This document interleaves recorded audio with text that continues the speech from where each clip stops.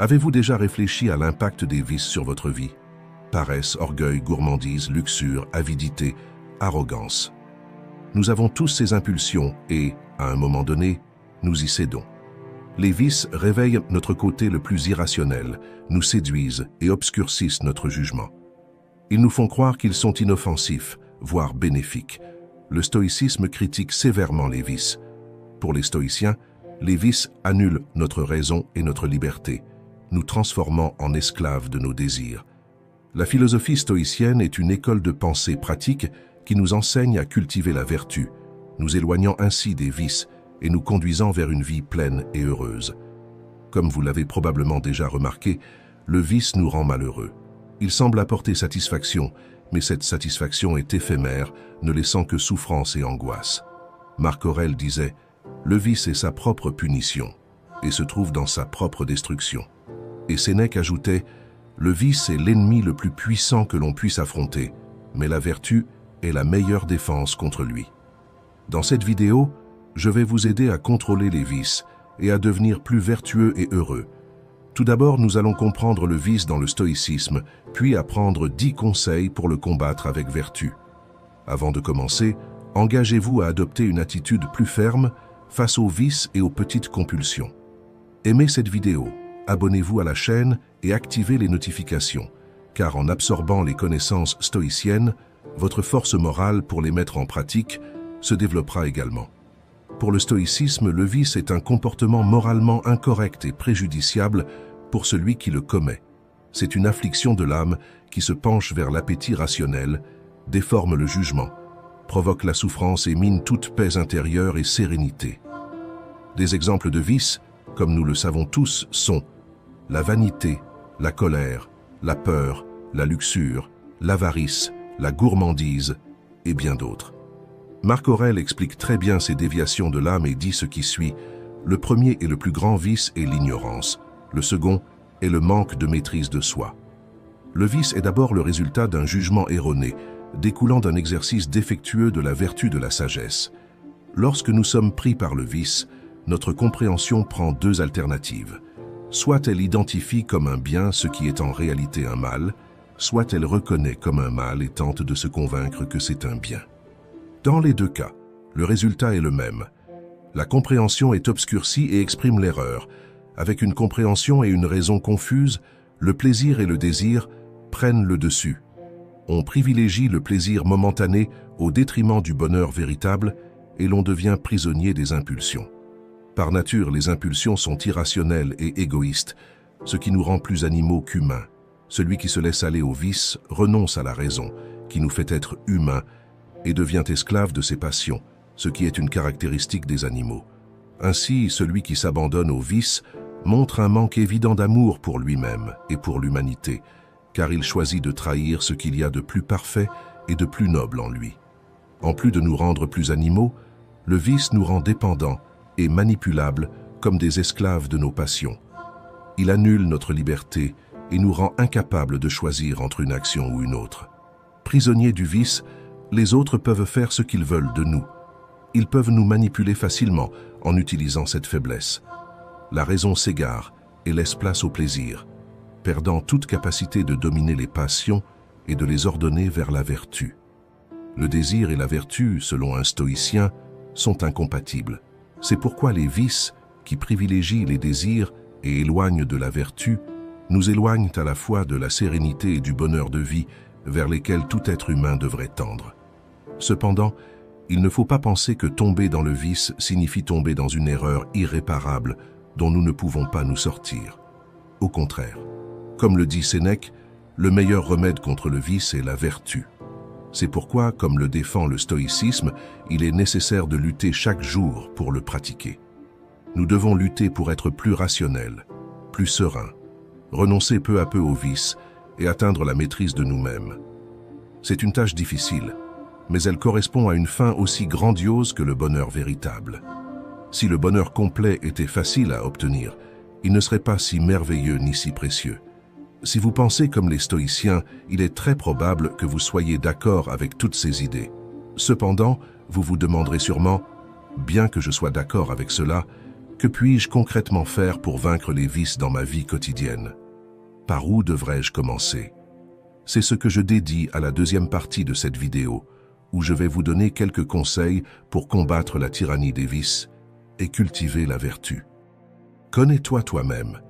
Pour lutter contre quelque chose, il faut d'abord savoir contre quoi lutter. Prenez le temps de réfléchir attentivement à vos faiblesses et vos vices. Au fond, nous sommes tous conscients desquels il s'agit.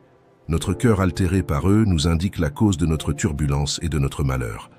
Avarice, luxure, gourmandise et égoïsme. Il est essentiel de reconnaître ces sentiments et d'avoir clairement défini ce que nous voulons combattre.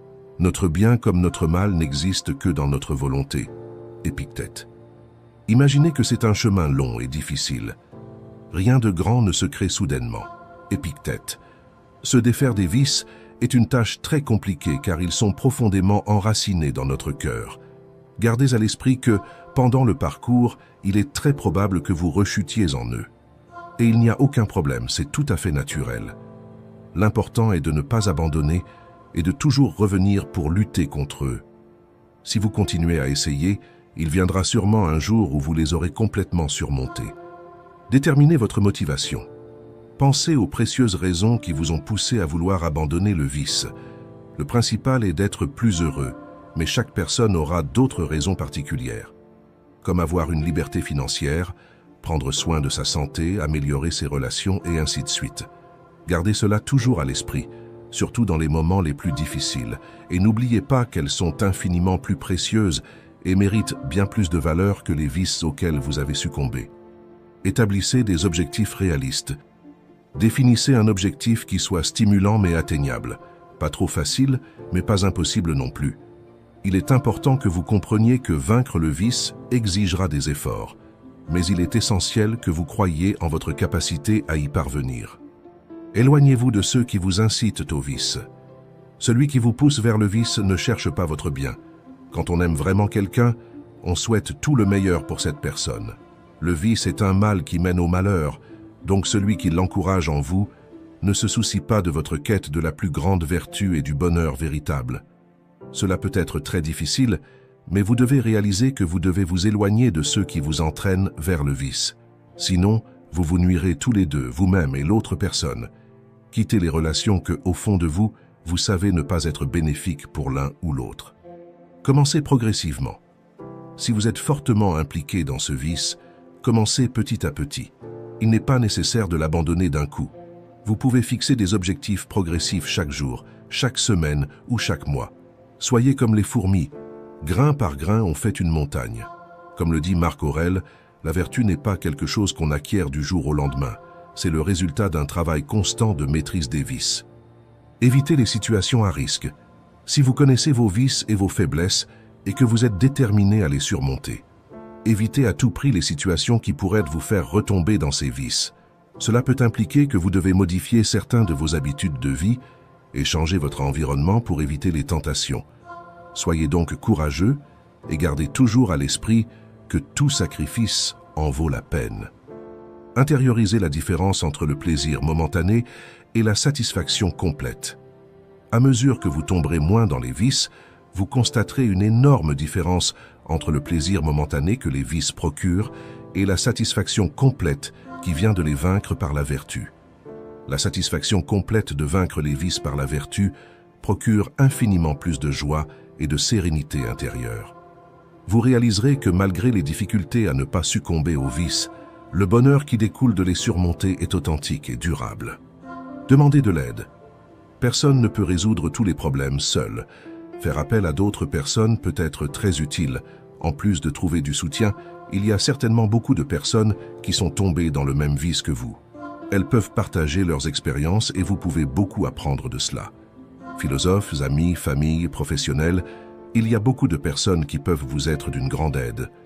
Pensez aux dommages que vous vous infligez et infligez aux autres. Comme le disait Sénèque, le contrôle des vices n'est pas seulement un acte d'amélioration personnelle, mais aussi un service à la société et au monde. Lorsque nous tombons dans les vices, nous avons souvent tendance à penser que le dommage n'est pas si grand ou qu'il n'existe pas vraiment. Cependant, le vice cause une blessure profonde à l'âme et ouvre la voie au malheur et au malheur. Cela dénote un immense manque d'amour pour nous-mêmes, car nous nous faisons du mal et refusons le bien. De plus, le vice affecte inévitablement les personnes autour de nous, que ce soit parce que nous les partageons avec elles, parce que nous les encourageons à les commettre ou parce que nous les tolérons chez les autres. Le vice est comme une spirale, un trou noir qui finit par entraîner tout et tous. Ne vous faites pas de mal, ni ne le permettez aux autres. Cherchez toujours le bien et la vertu. Pour conclure, je voudrais partager avec vous quelques citations de philosophes stoïciens sur le vice. Les vices sont des faiblesses que nous devons surmonter pour atteindre la grandeur et la sagesse. Marc Aurèle. Les vices sont des chaînes qui nous retiennent et nous empêchent d'atteindre la liberté et la paix intérieure. Épictète. La véritable grandeur ne consiste pas à éviter les vices, mais à les surmonter. Sénèque. Surmonter les vices est un chemin difficile, mais c'est à travers ce voyage que nous trouvons notre véritable force et sagesse.